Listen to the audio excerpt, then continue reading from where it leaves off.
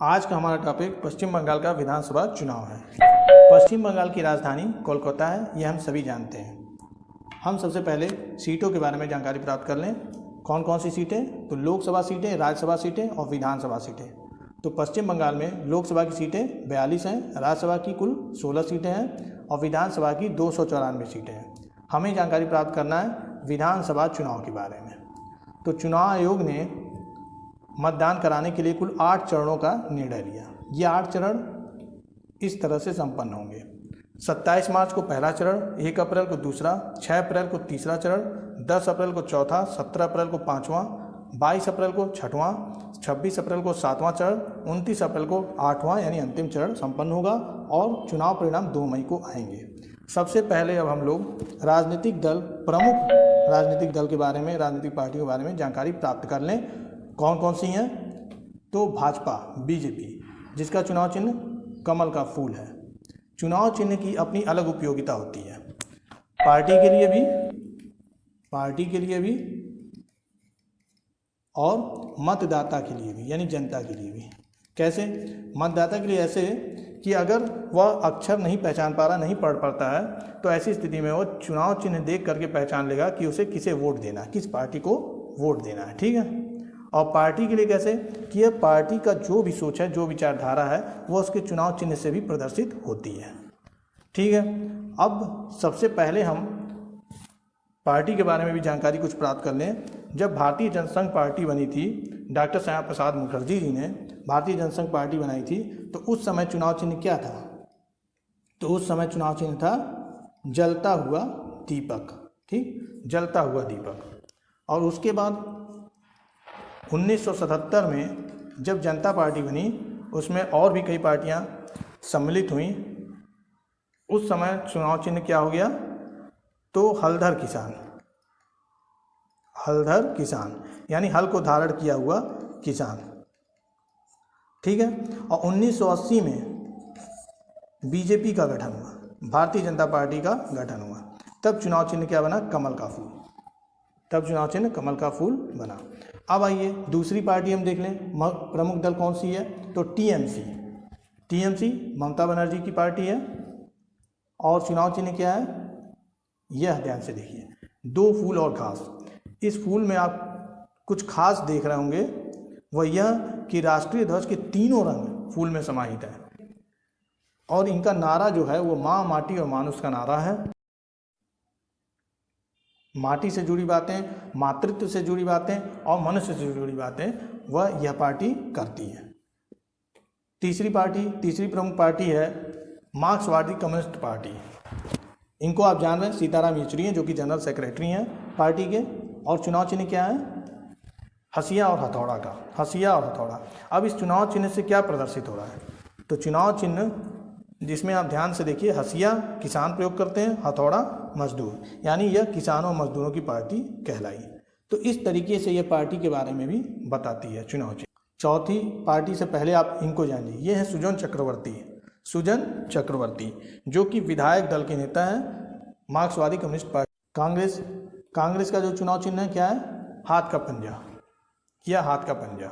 इससे पहले क्या रहा? तो सबसे पहले जब जवाहरलाल नेहरू जी के नेतृत्व में पार्टी का जो चुनाव चिन्ह था वो 2 बैलों का था। 2 बैलों का चुनाव चिन्ह का निशान था। उसके बाद 1969 में पार्टी का विभाजन हुआ। पार्टी का क्या हुआ? विभाजन हुआ, यानी पार्टी विभाजित हो गई। कामराज जी के नेतृत्व में पुरानी कांग्रेस हो गई और नई कांग्रेस इंदिरा गांधी जी के नेतृत्व में हो गई। पुरानी कांग्रेस को तिरंगा में चरखा का निशान मिल गया और नई कांग्रेस को गाय और बछड़ा का निशान मिला।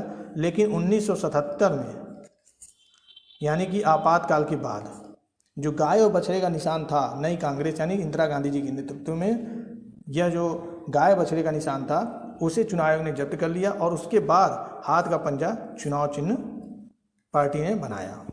ठीक है। अब तो आइए जान लेते हैं कि पहले चरण में कितने जिलों में मतदान हुए। पहला चरण हुआ आपका 27 मार्च को। कुल 5 जिलों में मतदान संपन्न कराया गया। अब इसके बारे में जितने भी डिटेल हैं, टर्म्स हैं, उसके बारे में जानने से पहले हम पश्चिम बंगाल कि इस मैप के सहारे हम जितने भी उसके फेमस शहर हैं, प्रसिद्ध शहर हैं, ऐतिहासिक शहर हैं, उनके बारे में जानकारी प्राप्त कर लेते हैं। ठीक है, तो आइए मैप पे हम कंसर्न करते हैं। यहाँ देखिए, ये इस जगह पे यह है मुर्शिदाबाद। गंगा नदी पश्चिम बंगाल में झारखंड से होते हुए यहाँ से प्रवेश करती है और यहीं पे क्या है, बांध है। यहीं पे क्या है, फरक्का बांध। अब फरक्का बांध से अगर बांग्लादेश की दूरी देखी जाए तो मात्र 10 किलोमीटर है। कितनी है, तो 10 किलोमीटर। और यहाँ से फरक्का बांध से ही गंगा नदी दो धाराओं में बढ़ जाती है। एक तो ये सीमा से होते हुए बांग्लादेश की तरफ जा रही है, ठीक, और एक धारा जो है दक्षिण की तरफ, ये दक्षिण की तरफ जा रही है। ये जो दक्षिण की तरफ धारा जा रही है, पश्चिम बंगाल में पूरा बहते हुए जा रही है, इसको ही हम हुगली नदी कहते हैं। ठीक, यह है हुगली नदी। अब यहाँ मुर्शिदाबाद के ठीक दक्षिण में आप ये देख रहे हैं एक ज़िला है नदिया। कौन सा ज़िला है, नदिया। अब नदिया में एक कस्बा है जिसका अपना एक अलग इतिहास है। कस्बा कौन सा है, प्लासी। प्लासी, और आप लोग इतिहास में जरूर पढ़े होंगे प्लासी का युद्ध, वो यहीं नदिया ज़िले में ही हुआ था। अब ये नदी दक्षिण से होते हुए बहते हुए आ रही है और ये कोलकाता से हो करके, ये कोलकाता है, यहाँ पे ये कोलकाता है, और यहाँ से होते हुए देखिए नदी दिख रही है ना, ये जो नीले कलर में है, तो यही हुगली नदी है। ठीक, अब ये हुगली नदी के बाएं तट पे कोलकाता है और हुगली नदी के दाहिने तट पे हावड़ा है, और दोनों नगरों को जोड़ने के लिए एक ब्रिज है। इस नदी के ऊपर क्या है, एक ब्रिज है, इसे ही हावड़ा ब्रिज कहते हैं। यही क्या है, हावड़ा ब्रिज। क्लियर हुआ। पश्चिम से आने वाली जितनी भी ट्रेनें हैं वो कहाँ आती हैं, हावड़ा में, हावड़ा में। ठीक, अब ये नदी जो है यहाँ से होते हुए ऐसे जा रही है। अब ये कोलकाता के उत्तर में क्या है, ये आप देख रहे हैं, उत्तर 24 परगना, और कोलकाता के दक्षिण में दक्षिण 24 परगना है, और कोलकाता में कोलकाता बंदरगाह है। बहुत ही भारी भीड़ यहाँ होती है। अब इसके भीड़ को कम करने के लिए ही एक और जो है पत्तन सर को डेवलप किया गया है। लेकिन उससे पहले हम बता दें कि जो हुगली नदी आ रही है, ये आपका फरक्का बांध से होते हुए, इसकी उपयोगिता, फरक्का बांध की उपयोगिता इसी कोलकाता शहर के लिए समझ लीजिए है। कैसे कि जब भी गर्मी के समय में क्या होता है, हुगली नदी का बहाव जब उसका कम होने लगता है तो उसके बहाव को निरंतर बनाए रखने के लिए गंगा नदी के पानी का एक बड़ा हिस्सा हुगली नदी की तरफ मोड़ दिया जाता है। ठीक है, अब आइए नीचे हम देखें कि इसके जो कोलकाता बंदरगाह है जो यहाँ पे, उसके भारी भीड़ को कम करने के लिए क्या किया गया है कि स्टॉपेज के रूप में यहीं पे ईस्ट मेदिनीपुर पे यहाँ पे आपका है हल्दिया, एक जगह हल्दिया, पूर्व मेदिनीपुर ये देख रहे हैं, यहीं पे हल्दिया है। अब यहाँ पे एक नदी आ रही है, ठीक, यह नदी आ रही है आपकी, एक नदी हल्दी आती है और ये नदी आ रही हुगली और हल्दी नदी के एकदम मिलन बिंदु पे है ये। ठीक है, उसके मिलन बिंदु पर, ये यूँ कह सकते हैं कि हुगली नदी के मुहाने पर है, क्योंकि मुहाना मतलब सीधे यहाँ आ गया, आप सागर में आने वाला है, तो मुहाने पर है। तो हल्दिया को क्या किया जा रहा है, पत्तन शहर के रूप में विकसित किया गया है, जिससे कि ज़्यादा से ज़्यादा जहाज़ यहाँ पे स्टॉपेज की तरफ रुके जा सकें, और यहाँ से आने वाले जितने भी जहाज़ हैं, जब यहाँ की भीड़ कम होने लगेगी तो इसी रास्ते से फिर ये जो स्टॉपेज है यहाँ से अन्य जहाज़ जा करके वहाँ बंदरगाह पे जा सकते हैं। तो ये सारी चीज़ें आपने देख ली। अब आइए हम जान ले जरा दामोदर नदी के बारे में। हुगली नदी के बारे में हमने जान लिया, दामोदर नदी यहाँ से होकर के आ रही है नदी दामोदर नदी। अब दामोदर नदी जहाँ से ये आ रही है, यहाँ पे है आसनसोल, यहाँ पे एक शहर आसनसोल। कोलकाता पश्चिम बंगाल का सबसे बड़ा जिला है।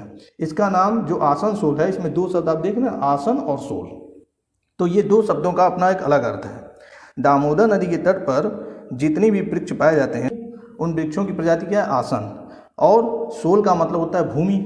तो इन दो शब्दों से मिलकर बना है, चूंकि ये दामोदर नदी के ही तट पर है आसनसोल। आसनसोल क्या है,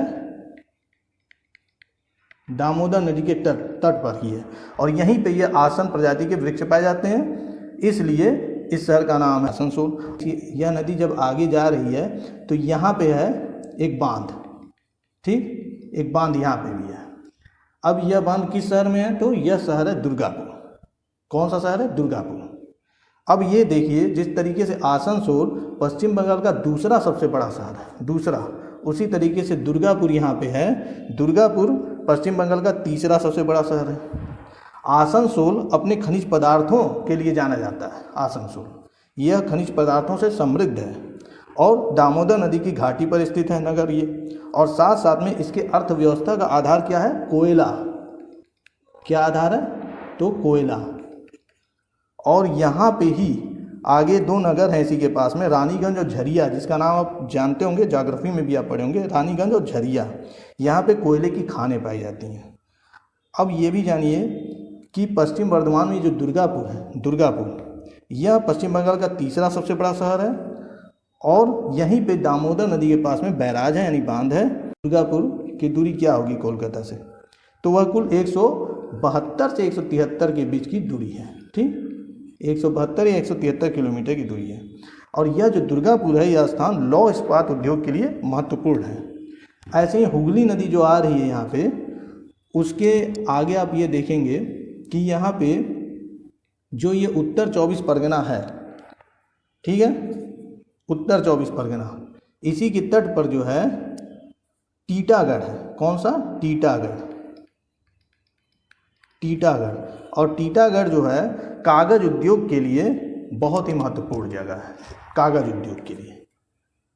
और यहाँ पे आप जब उत्तर 24 परगना से दक्षिण 24 परगना में आएंगे तो वहाँ पे आप ये देखेंगे कि दक्षिण 24 परगना में ही हुगली नदी के तट पर ही, हुगली नदी के तट पर ही जो है बाटा नगर स्थित है। वह भी एक औद्योगिक नगर है। बाटा नगर क्या है? औद्योगिक नगर है।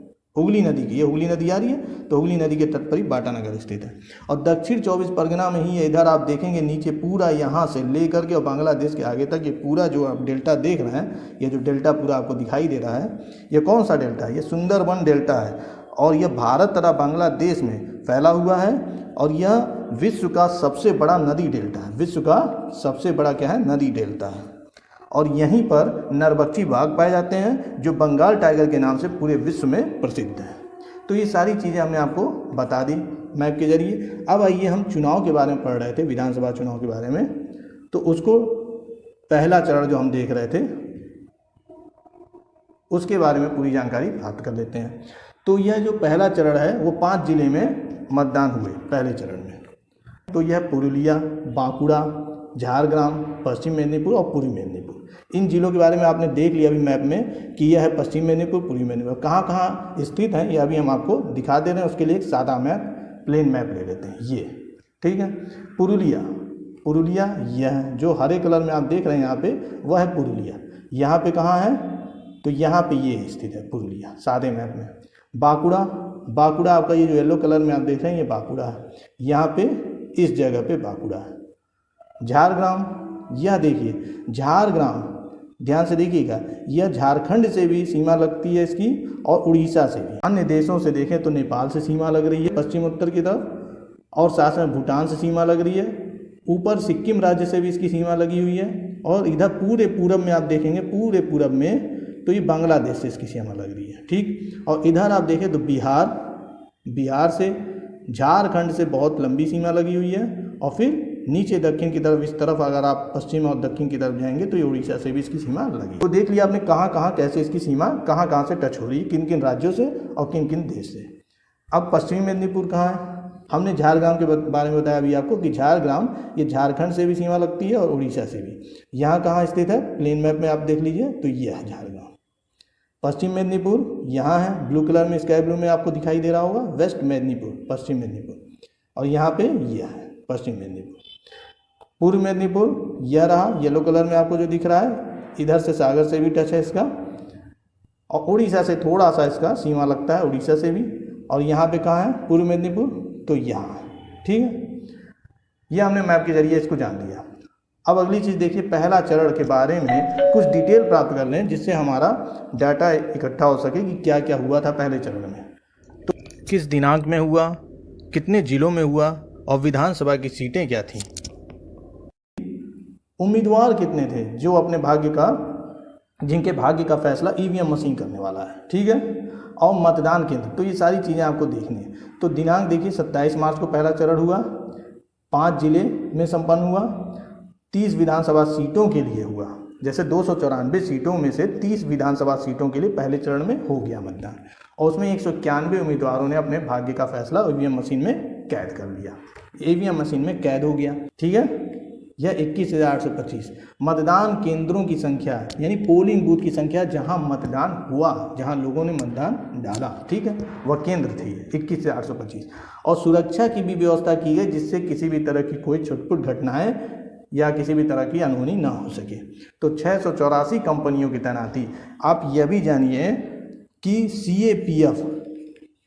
सीएपीएफ की तैनाती की गई थी, यानी सेंट्रल आर्म्ड पुलिस फोर्स की तैनाती की गई, ठीक है, सेंट्रल आर्म्ड पुलिस फोर्स की तैनाती की गई। उसमें 684 कंपनियों की तैनाती। कंपनियां क्यों लिखा है? क्योंकि एक कंपनी में लगभग 100 जवान होते हैं, तो इस तरीके से अलग अलग जगहों पे कुल मिलाकर के पहले चरण में 684 कंपनियों की तैनाती हुई और 76 लाख लोग ऐसे थे जिनको वोट डालने थे, यानी वोटरों की संख्या थी 76 लाख, जिसमें से 79.79% लोगों ने वोटिंग किया। तो ये सारी बात आपको समझ में आ गई, ये सारे डाटा आपको क्लियर हो गए होंगे।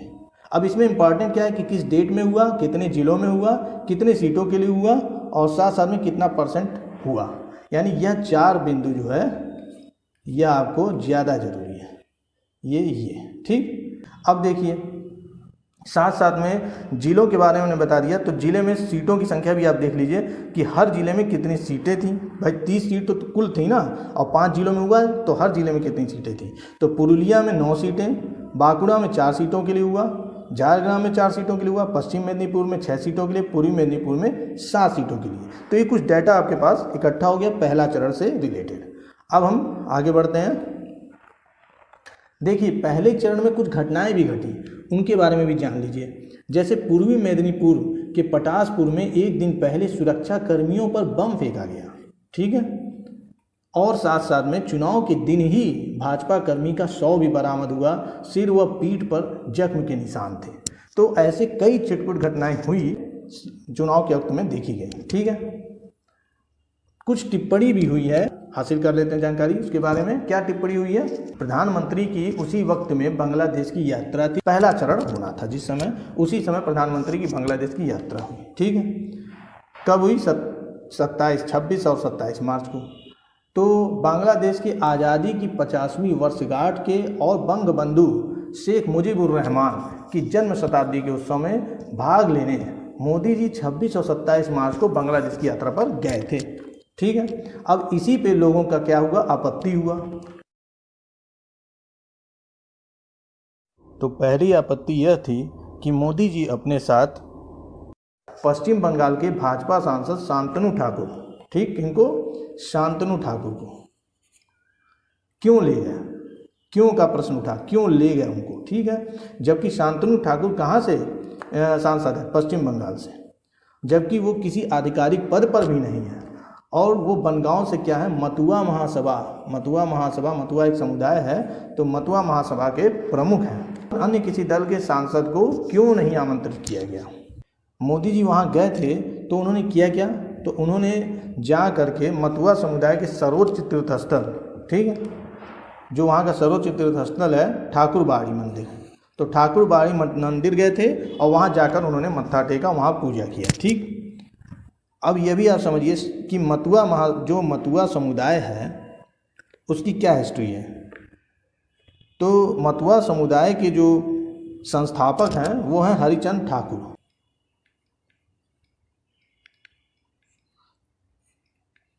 मतुआ समुदाय के क्या हैं? संस्थापक हैं और उनका जन्म 1812 में हुआ। और साथ साथ में ये भी जानिए कि वहाँ पे जो मतुआ समुदाय के लोग हैं वो उन्हें ईश्वर का अवतार मानते हैं, हरिचंद ठाकुर जी को। यह नाम सूत्र में इनका जन्म हुआ था और इन्होंने ही समुदाय का उत्थान किया। और यह भी बात अच्छी तरह जान लेना चाहिए, पश्चिम बंगाल में मतुआ समुदाय की जो आबादी है वो लगभग कितनी मानी गई है? लगभग 2 करोड़। अगर हम कहते हैं 2 करोड़ नहीं भी है तो 1 करोड़ से तो ज़्यादा ही है आबादी, तो चुनाव में बहुत ही ज़्यादा प्रभाव डालने वाली है। तो इसी परिप्रेक्ष्य से देखते हुए लोगों ने इस पे आपत्ति जाहिर की। आइए आगे हम जान लें कुछ। अब दूसरा चरण कब हुआ? तो दूसरा चरण हुआ 1 अप्रैल को। कितने जिलों में? 4 जिलों में संपन्न हुआ। 4 जिलों में मतदान कराया गया 1 अप्रैल को। कौन कौन जिले हैं? तो बांकुड़ा, पश्चिम मेदिनीपुर, पूर्वी मेदिनीपुर, इसमें तो पहले भी हुआ इन तीनों में, और दक्षिण 24 परगना में भी हो गया। ठीक है, अब इसमें मैप के जरिए देख लें कहाँ कहाँ है। तो आपको पहले ही बताए थे, यह है पुरुलिया, तो पहले हो गया था पुरुलिया में। उसी के ठीक पूरब में आप जाएंगे तो क्या है? बांकुड़ा, यह है बांकुड़ा। क्लियर, यह है बांकुड़ा। अब आइए पश्चिमी मेदिनीपुर कहाँ है? तो यह है पश्चिमी मेदिनीपुर, पश्चिमी मेदिनीपुर। पूर्वी मेदिनीपुर कहाँ है? तो यह है पूर्वी मेदिनीपुर। यहाँ देख रहे हैं ना, इधर इस तरफ, यह है पूर्वी मेदिनीपुर। दक्षिण 24 परगना, तो इसी के ठीक इधर पश्चिम की तरफ आप देखेंगे, पैरेलल खींच के देखिए, तो यह दक्षिण 24 परगना। ठीक, अब इसके बारे में भी डिटेल और टर्म्स के बारे में जान लें, जो जानना जरूरी है दूसरे चरण में। कौन कौन सी चीज़ें कि दिनांक कब हुआ, संपन्न कब हुआ, कब दूसरा चरण कराया गया, कितने जिलों में, विधानसभा कितने सीटों के लिए, और साथ साथ में कितने उम्मीदवारों का फैसला इस दूसरे चरण में जा कर के ईवीएम मशीन में कैद हो गया, कितनी परसेंटेज वोटिंग हुई। तो 1 अप्रैल को दूसरा चरण हुआ, 4 जिलों में हुआ, 30 सीटों के लिए दूसरे चरण में भी 171 उम्मीदवारों का जो भाग्य का फैसला है वो ईवीएम मशीन में कैद हो गया। और ये आपका 10,624 पोलिंग बूथों की संख्या थी। सुरक्षा की व्यवस्था जो थी वो 697 कंपनियों की तैनाती की गई, 697 कंपनियों की तैनाती की गई। और यहाँ 75,94,549 वोटरों की संख्या थी, जिसमें से 80.43% वोट हुए। ठीक है, जिले, अब इनमें अलग अलग सीटों की संख्या देख लीजिए। बांकुड़ा में 8 सीट, पश्चिम मेदिनीपुर में 9 सीटों के लिए, पूर्वी मेदिनीपुर में 9 सीटों के लिए, और दक्षिण 24 परगना में 4 सीटों के लिए। अब हम दूसरे चरण में कौन कौन सी घटनाएं घटी उसके बारे में देख लेते हैं। पश्चिम मेदिनीपुर के केशपुर के दादपुर के अंचल में जो है टीएमसी कार्यकर्ता की चाकू घुपकर हत्या कर दी गई। इसी दिन शुभेंदु अधिकारी के काफिले पर हमला हुआ और मीडिया की गाड़ियों को भी नुकसान पहुंचाया गया। उपचुनाव आयुक्त सुदीप जैन ने राज्य के मुख्य चुनाव अधिकारी आरिज आफ्ताब से फ़ोन पर नंदीग्राम समेत विभिन्न विधानसभा सीटों पर घटनाओं की रिपोर्ट मांगी। अब यहाँ आप ध्यान दीजिए, यहाँ पे क्या लिखा है? यहाँ पे नंदीग्राम समेत। नंदीग्राम का जो सीट है बहुत ही महत्वपूर्ण सीट है। दूसरे चरण की पहले खास सीट कौन सी है? यही जो अभी हमने आपको बताया नंदीग्राम के बारे में, वही है। वह क्या, एक हाई प्रोफाइल सीट है। हाई प्रोफाइल सीट क्यों कहा गया? क्योंकि यहाँ से बड़े बड़े उम्मीदवार मैदान में, चुनावी मैदान में खड़े हैं। बड़े बड़े उम्मीदवार मतलब पार्टी के जो बड़े नेता हैं, जैसे टीएमसी यानी तृणमूल कांग्रेस की ममता बनर्जी जी, जो अभी भी मुख्यमंत्री हैं, वो यहाँ से नंदीग्राम की सीट से ही चुनाव लड़ रही हैं। और उनके खिलाफ, ठीक है, उनके खिलाफ कौन है मैदान में? तो भाजपा की तरफ से शुभेंदु अधिकारी इसी जगह से हैं। और साथ साथ में इन दोनों के खिलाफ सीपीआईएम की तरफ से यानी मार्क्सवादी कम्युनिस्ट पार्टी की तरफ से मीनाक्षी मुखर्जी भी मैदान में है, इस चुनावी मैदान में है। यानी बड़े बड़े नाम आपको देखने को मिल रहे हैं, इसलिए नंदीग्राम को हॉट सीट कहा गया। नंदीग्राम को क्या कहा गया? तो हॉट सीट। ठीक, और सभी की निगाहें इस चुनाव में, खासकर इस सीट पर सभी की निगाहें रहेंगी। आइए अब और बातें भी जान लें। पश्चिम बंगाल की कुछ खास बातें भी जानना बहुत ज़रूरी है। जैसे आप इनको तो पहचान ही रहे हैं, ये हैं ज्योति बसु। 1977 से लेके 2000 तक पश्चिम बंगाल के मुख्यमंत्री रहे, 23 साल से भी ज़्यादा समय तक। और ये हैं बुद्धदेव भट्टाचार्य जी। यह 2000 से लेके 2011 तक यानी 2000 तक ये रहे ज्योति बसु जी, और उससे लेकर के 2000 से लेके 2011 तक पश्चिम बंगाल के मुख्यमंत्री बुद्धदेव भट्टाचार्य जी रहे। और ये दोनों लोग ही सीपीआईएम पार्टी के नेता रहे, सीपीआईएम से यानी मार्क्सवादी कम्युनिस्ट पार्टी। और उसके बाद आई ममता बनर्जी। ठीक, ममता बनर्जी जी जो 2011 से अभी तक मुख्यमंत्री हैं। अब तो चुनाव के जरिए फैसला होगा कि अगला मुख्यमंत्री कौन होगा। सबसे लंबे समय तक के मुख्यमंत्री कौन रहे? मार्क्सवादी कम्युनिस्ट पार्टी के ज्योति बसु 21 जून 1977 से 6 नवंबर 2000 तक पश्चिम बंगाल के मुख्यमंत्री रहे। अभी तक सबसे लंबे समय तक का जो 23 वर्ष 4 माह 16 दिन, देखिए साफ साफ लिखा है यहाँ पे साफ साफ लिखा है 23 वर्ष 4 माह 16 दिन तक का इनका कार्यकाल रहा। लेकिन इनका जो लंबा समय का कार्यकाल रहा है, इनका अपना रिकॉर्ड रहा है, लेकिन इस रिकॉर्ड को 2018 में, कब, तो 2018 में इस रिकॉर्ड को तोड़ दिया है। किन्होंने? इनको आप पहचान रहे होंगे, यह है सिक्किम के मुख्यमंत्री पवन चामलिंग। पवन चामलिंग देश में सबसे लंबे समय तक मुख्यमंत्री रहने का रिकॉर्ड अब सिक्किम के मुख्यमंत्री श्री पवन चामलिंग के नाम हो गया है। इन्होंने 29 अप्रैल 2018 को ज्योति बसु जी के सबसे लंबे समय तक का रिकॉर्ड जो था मुख्यमंत्री के तौर पर रहने का, उसको इन्होंने तोड़ दिया। अब हम कुछ जो वहाँ के अध्यक्ष हैं, प्रदेश अध्यक्ष, और वहाँ के जो अन्य पार्टी के नेता हैं उनके बारे में जान लेते हैं। जैसे बीजेपी की तरफ से, तो बीजेपी की तरफ से दिलीप घोष जी, ये वहाँ के क्या है, प्रदेश अध्यक्ष हैं। भाजपा की तरफ से प्रदेश अध्यक्ष हैं। ममता बनर्जी तृणमूल कांग्रेस की तरफ से अध्यक्ष हैं ममता बनर्जी। ठीक, अब आप इनको तो आप जान ही रहे हैं। सीताराम येचुरी, यह क्या है, ये जनरल सेक्रेटरी हैं। सीताराम येचुरी जी ये आपके मार्क्सवादी कम्युनिस्ट पार्टी के जनरल सेक्रेटरी हैं। और सुजन चक्रवर्ती, यह विधायक दल के नेता है। वहाँ पे विधायक दल के नेता पश्चिम बंगाल में सुजन चक्रवर्ती, इनके बारे में मैंने आपको पहले ही बताया। सूर्यकांत मिश्रा जी क्या है, राज्य सचिव हैं CPIM के। और अभी इनके बारे में मैंने आपको नंदीग्राम सीट से ये चुनाव लड़ रही हैं। किनके खिलाफ? तो ममता बनर्जी खिलाफ। मीनाक्षी मुखर्जी, यह क्या है, democratic youth federation of India, DYFI, sorry यहाँ पे FI होगा, यह है आपका FI। ठीक, तो ये DYFI यानी democratic youth federation of India की प्रदेश अध्यक्ष हैं। और CPIM की तरफ से ही नंदीग्राम से यह क्या कर रही हैं, ममता बनर्जी के खिलाफ चुनाव लड़ रही हैं। ठीक, तो ये सारी जानकारी आपको प्राप्त हो गई। जो भी पहला चरण और दूसरे चरण से रिलेटेड जितनी भी बातें थी, जितने भी टर्म्स थे, जितने भी डिटेल थे, आपको मैंने डाटा के साथ, मैप के साथ सारी चीज़ें बता दी। और इस टॉपिक का जो अगला भाग होगा, यानी तीसरा चरण, चौथा चरण, पाँचवा चरण, फिर छठवां, सातवां, आठवां चरण, वह आपको जल्दी ही प्राप्त हो जाएगा।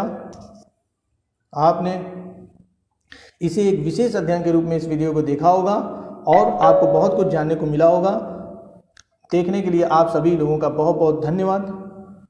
और अपने फ्रेंड्स के बीच में भी इस वीडियो को ज़्यादा से ज़्यादा शेयर करें, लाइक करें और दोस्तों कमेंट करें, बताएं कि आपको ये वीडियो कैसा लगा। धन्यवाद दोस्तों।